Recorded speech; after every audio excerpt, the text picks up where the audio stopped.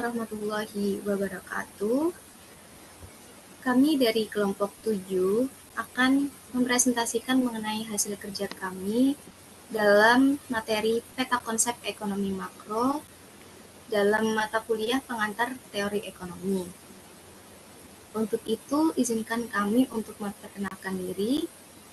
Perkenalkan, nama saya Agnes Lailatul Afrida dengan NIM belakang 039.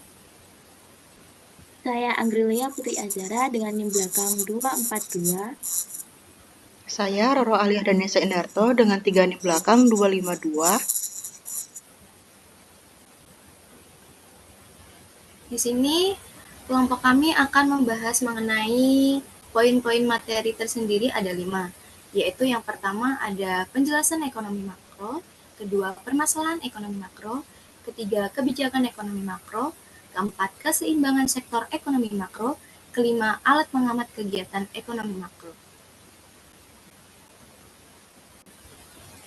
Latar belakang ekonomi makro yaitu studi tentang ekonomi secara keseluruhan. Makroekonomi menjelaskan perubahan ekonomi yang mempengaruhi banyak masyarakat, perusahaan, dan pasar.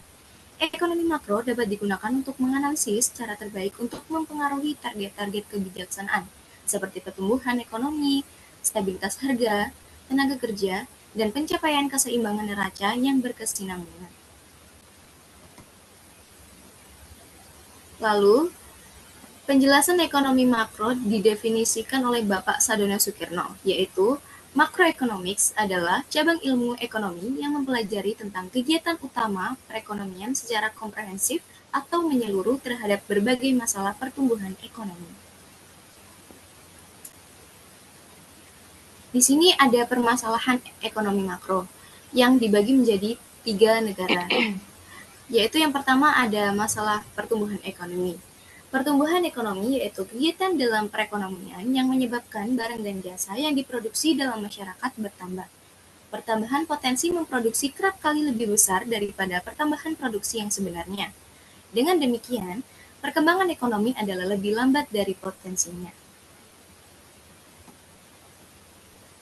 Berikut ada data masalah ekonomi makro yang diambil, yaitu data masalah pertumbuhan ekonomi Indonesia triwulan 4 tahun 2023 yang mencapai 20.892,4. Dan di sini data tersebut diambil dari Badan Pusat Statistik mengenai pertumbuhan dan kontribusi PDB menurut pulau.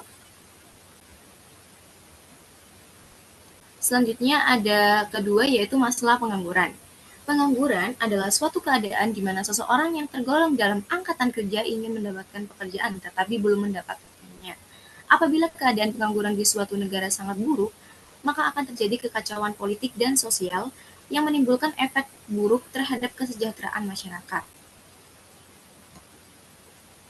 Dan berikut adalah data masalah pengangguran. Angka pengangguran tahun 2014 sampai 2024 berdasarkan data 10 tahun terakhir, jumlah pengangguran di Indonesia cenderung dinamis atau mengalami kenaikan dan penurunan. Data tersebut diambil dari indonesiabaik.id.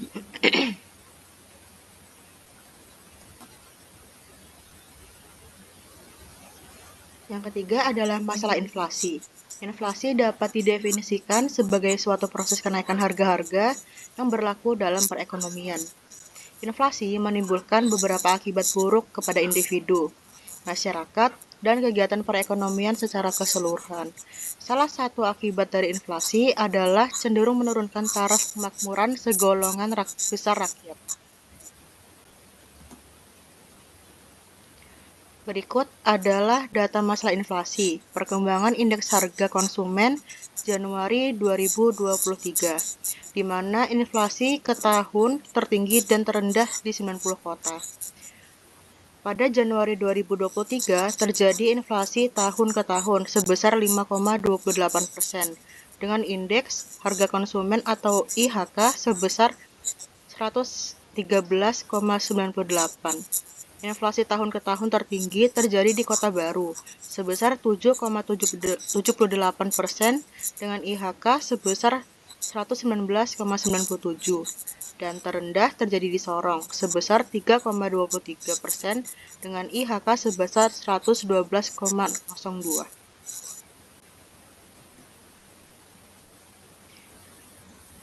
Kebijakan-kebijakan yang dapat dijalankan dibagi kepada 3 bentuk kebijakan, yaitu pertama ada kebijakan fiskal. Kebijakan fiskal meliputi langkah-langkah pemerintah membuat perubahan dalam bidang perpajakan dan pengeluaran pemerintah, dengan maksud untuk mempengaruhi pengeluaran agregat dalam perekonomian. Berikut adalah data kebijakan fiskal APBN 2022 di defisit diperkirakan sekitar 3,92% PDB. Dan ini adalah data yang saya ambil dari CNBC Indonesia.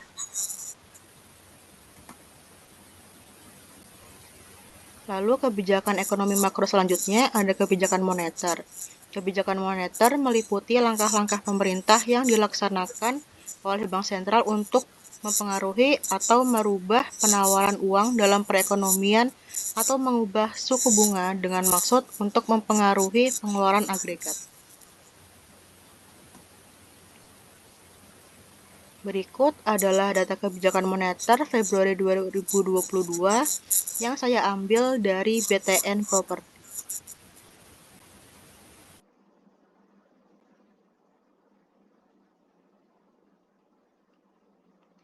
Selanjutnya ada kebijakan segi penawaran. Kebijakan segi penawaran bertujuan untuk meningkatkan efisiensi kegiatan perusahaan-perusahaan sehingga dapat menawarkan barang-barangnya dengan harga yang lebih murah atau dengan mutu yang lebih baik. Nah, ini adalah inflasi dan kebijakan segi penawaran. Ini adalah datanya. Jadi, keseimbangan permulaan dicapai di titik E, yaitu pada perpotongan titik AD ke titik AS. Pada keseimbangan ini, tingkat harga titik P dan pendapatan nasional real titik Y. Perkembangan ekonomi yang pesat memindahkan permintaan agregat dari titik AD menjadi titik AD1 dan memindahkan keseimbangan ke S1 yang menggambarkan inflasi berlaku atau harga naik dari P- ke P1. Dalam keadaan ekonomi yang berkembang, pendapatan nasional real bertambah dari Y- ke Y1.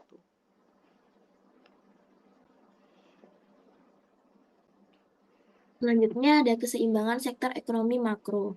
Berikut beberapa keseimbangan sektor ekonomi makro. Yang pertama ada perekonomian tertutup tanpa kebijakan pemerintah atau biasa disebut dengan dua sektor. Yang dimaksud dengan perekonomian dua sektor ini adalah perekonomian yang terdiri dari sektor rumah tangga dan perusahaan. Ini berarti dalam perekonomian itu dimisalkan tidak terdapat kegiatan pemerintah maupun perdagangan luar negeri.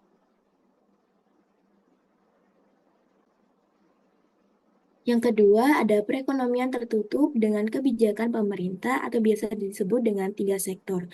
Perekonomian tiga sektor adalah suatu model ekonomi yang mencakup interaksi antara tiga pelaku utama, yaitu yang pertama perusahaan, rumah tangga, dan pemerintah. Yang ketiga, ada perekonomian terbuka, yaitu biasa disebut dengan empat sektor. Perekonomian terbuka atau perekonomian empat sektor adalah suatu sistem ekonomi yang melakukan kegiatan ekspor dan impor dengan negara-negara lain di dunia.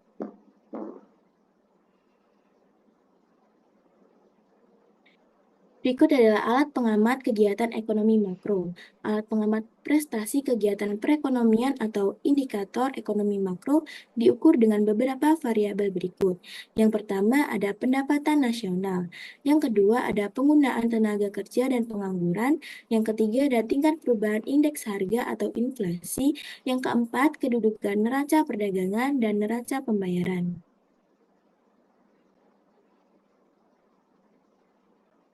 Baik, kesimpulan dari materi kita hari ini yaitu ekonomi makro adalah studi mengenai perekonomian secara menyeluruh atau agregat yang meliputi analisis perilaku perekonomian secara agregat seperti perubahan pendapatan agregat, perubahan harga secara umum, dan tingkat pengangguran tanpa terlalu menaruh banyak perhatian pada hal-hal yang bersifat rinci.